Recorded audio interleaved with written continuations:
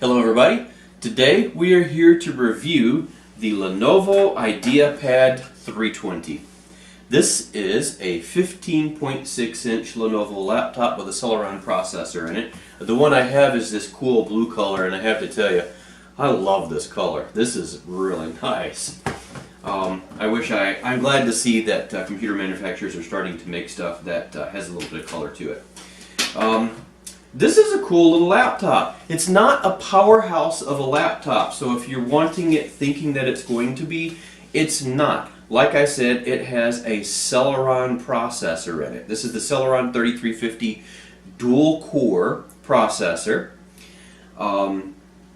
It's about the equivalent of something from 7 or 8 years ago as a mainstream processor, so it's not that bad, but it's not going to be super fast. This comes with 4 gigs of RAM. It's DDR3L, the low voltage RAM.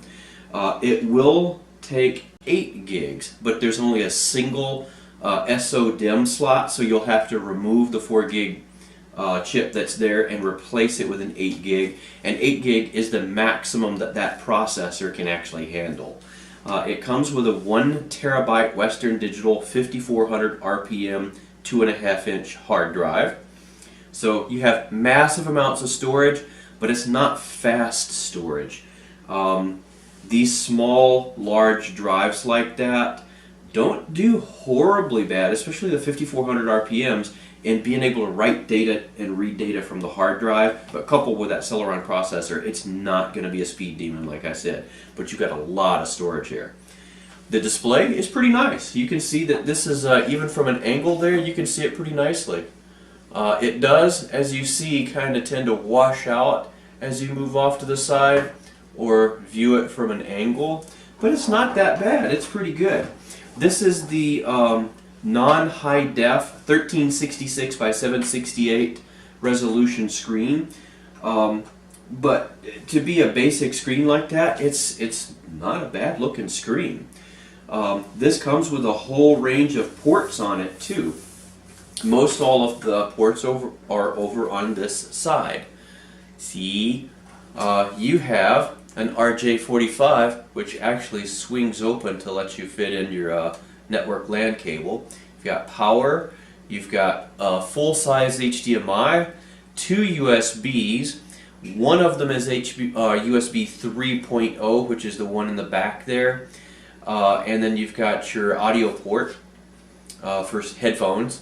And I think that'll do speaker as well. It might be dual. And your micro SD card slot. Over on this side, something you don't see a whole lot these days, a CD, DVD player, and burner. Very nice, isn't it? You don't see that in laptops like this these days. Keyboard is a full-size keyboard with number pad. Trackpad is very large, and it does let you do 2-finger scroll, and has a nice feel. It works really well.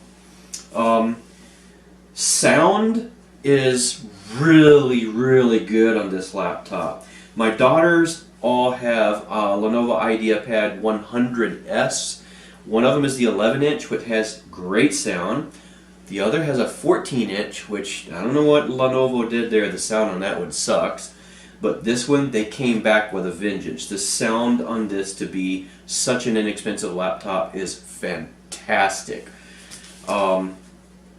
This Lenovo processor has a 1.1 gigahertz operating speed, 2.4 gigahertz burst speed, 2 meg level 2 cache, low voltage or low power usage, 4 to 6 watts, 4 watts in normal usage, 6 watts TDP, which is total power dissipation. So it's gonna sip the power. That's really nice.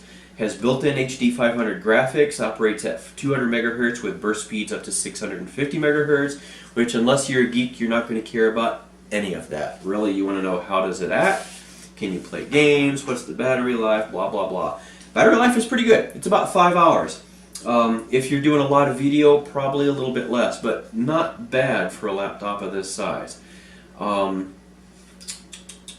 What else do we need to go over? I mean, this thing gets online really well. The Wi-Fi is really rock solid. The screen is really nice. It's nice and bright. Not HD like I said, but it's really not bad. You can hop on YouTube and videos are nice and clear and they're smooth. It runs most everything I've thrown at it adequately. It's not, like I said, a speed demon, but I've put Office on here. I've got Microsoft Digital Image Photo Viewer. It's an older version, but it does really nice job at being able to edit some photos on here. For this being a sub 300 laptop, this is a great little laptop. I got this from Wal-Mart just prior to Christmas here in 2017, shipped to my door for something like $235. You can't beat that. You can't sit there and complain about it being slow or anything for that kind of price. Let's take a look inside it here, and I'll show you what it looks like inside. You're going to need a small screwdriver and a little spudger like you would use to open a cell phone. And as soon as it finishes shutting down here, power light's still on. I'll show you how that works and how it looks inside. Okay, so here we are. We've got 1, 2, 3, 4, 5, 6, 7, 8, 9, 10, 11, 12 screws to remove here. And they are not captive screws, so they all come out. So I'll get those removed, and then we'll get right back to you guys. Okay, so we're on our last screw here, which is this one right here that has a funny little marking next to it, and it's on the end with the DVD player because that is the screw that holds your DVD player in place.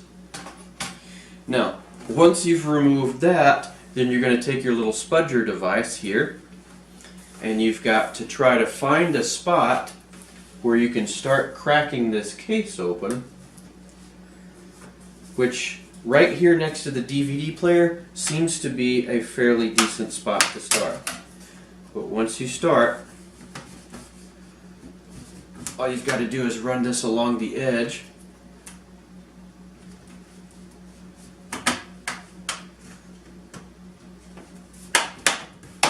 And you hear it popping as it's breaking loose. It's just kind of little clips that hold it in place. And then the whole thing just lifts away.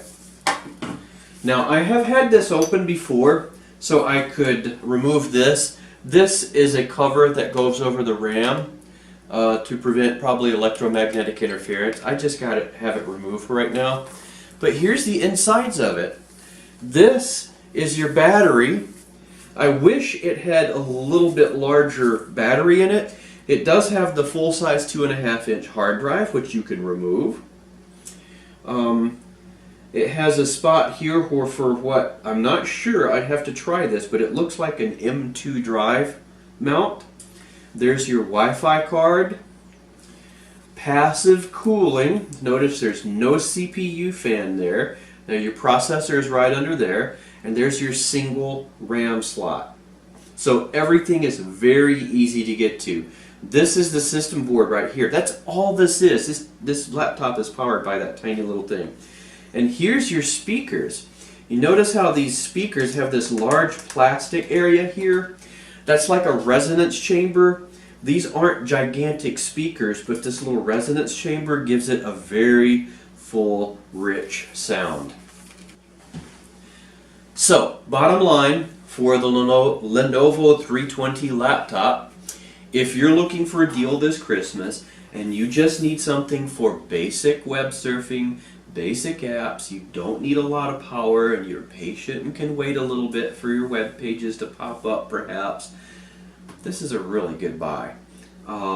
For beginning students, especially like your middle schoolers and early high schoolers that are going to be rough on laptops, that you don't want to spend a lot of money on, this is a really good buy.